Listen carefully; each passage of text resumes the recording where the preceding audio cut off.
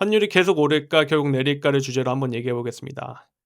먼저 제가 생각했을 때는 지금까지 환율이 오르는데 가장 크게 작용했던 부분은 일단 관세 협상이 망했다는 겁니다. 관세 협상을 잘했다는 분들 제발 정신 차리세요. 우리나라 외환 보유액 대부분이 달러 및 채권인데 총합 4,300억 달러 정도입니다. 근데 관세 협상에서 대미 투자로 3,500억 달러까지 거의 뺏긴 상태예요.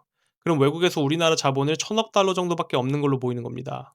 결국 우리나라는 수출 의존도가 높은 국가고 달러를 벌려면 에너지 자원도 없어서 수출 잘하는 기업들이 외환을 벌거나 투자 금액이 들어와야 환율이 내려가는 구조예요. 그래서 우리나라 환율은 국가 경제 성장성이 투영되는 겁니다. 근데 OECD에서 우리나라 경제 성장률을 2.1%에서 1.7%로 하향 조정했고 물가 상승률은 1.8%에서 2.7%로 상향 조정했습니다. 스태그플레이션이 올 가능성이 굉장히 높아져서 화폐 가치가 녹아내릴 것을 대비하면서 환율이 오른 거예요.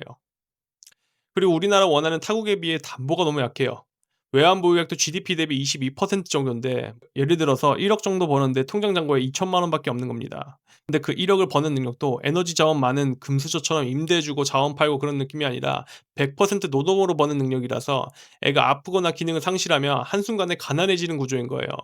그게 투자자들한테 큰 리스크로 옵니다. 뭐 기업으로 치면 CEO 리스크와 비슷한 것 같아요. 근데 거기다가 2천만 원도 대부분이 뺏기게 생긴 거예요. 그러니까 작년 말부터 외국인 투자자들이 다 빠져나가는 겁니다. 작년부터 지금까지 코스피 막 올라간다 할 때 외국인은 떠나고 개인하고 기관만 사들였어요. 외국인 투자자가 다 빠져나가니까 환율이 오르는 겁니다. 거기다가 대미 투자만 문제가 아니라 우리나라 FTA로 관세가 0%에 수렴했는데 지금 15%로 관세가 부여되면서 수출 경쟁력이 떨어졌습니다. 그리고 쿠팡 건드려 가지고 미국이 무역법 301조를 시행한다는 말이 도니까 외국인 투자자들이 다 떠나고 있는 거예요. 심지어 지금은 달러나 엔화로 통화 수합도 안 돼서 원화의 담보가 너무나도 빈약한 상태입니다. 반면에 엔화는 준 기축통화의 힘을 갖고 있는데 왜 그러냐? 일본은 외환 보유액도 1조 4천억 달러 정도 가지고 있고 금도 850톤 가량 가지고 있어서 우리보다 금 보유량만 8배 이상 가지고 있고 외환 보유액도 3배 이상 가지고 있어요. 거기다가 달러랑 무제한 수합도 해줍니다. 그러니까 일본이 지금 엔저 정책으로 운영하면서 부채가 250%까지 쌓여도 버티는 힘이 있는 거예요. 진짜 화폐 담보가 엄청 중요합니다.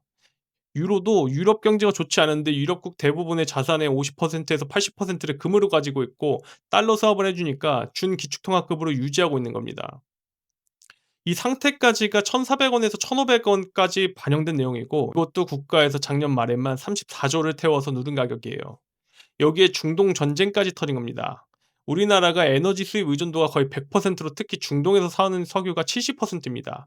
유가 오르면서 실물 경제 타격이 엄청나게 올 거고 특히 전쟁이 어떻게 끝나느냐에 따라서도 다를 거예요.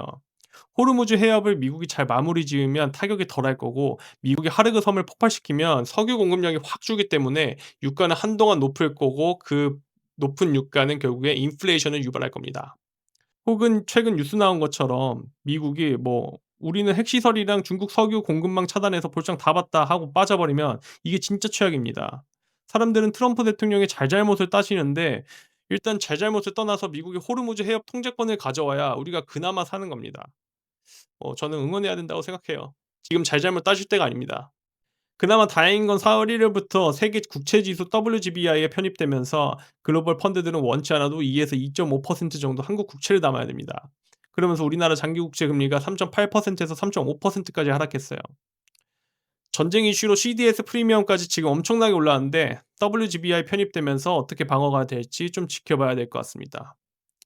이건 2023년 10월에 윤 대통령님이 이룬 성과입니다.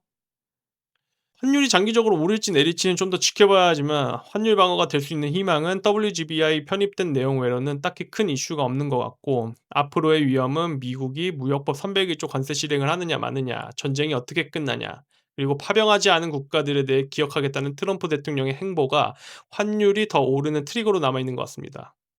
지금 호르무즈 해협을 알아서 하라는 스탠스로 보면 국제 경찰을 더 이상 하지 않겠다는 모습도 보이는데 그렇게 된다면 우리나라는 수출 의존도가 굉장히 크기 때문에 타격이 클 겁니다. 아직까지는 오를 가능성이 농후하다고 판단되긴 합니다. 여튼 이렇게 변동성이 큰 시기에 자산을 잘 지키기 위해서 모두 파이팅입니다. 감사합니다.